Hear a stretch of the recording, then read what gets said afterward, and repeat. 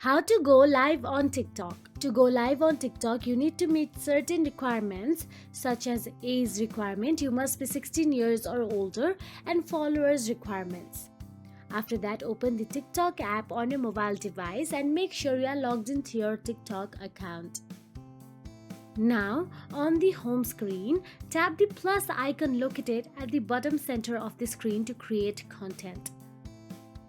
Now again at the bottom of the screen you will see options like photo, video and live. Swipe over to live and simply select it.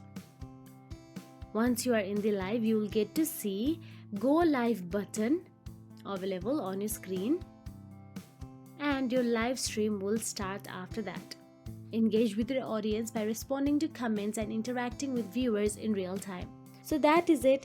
If you found this video helpful, please like, share and subscribe, and thank you so much for watching.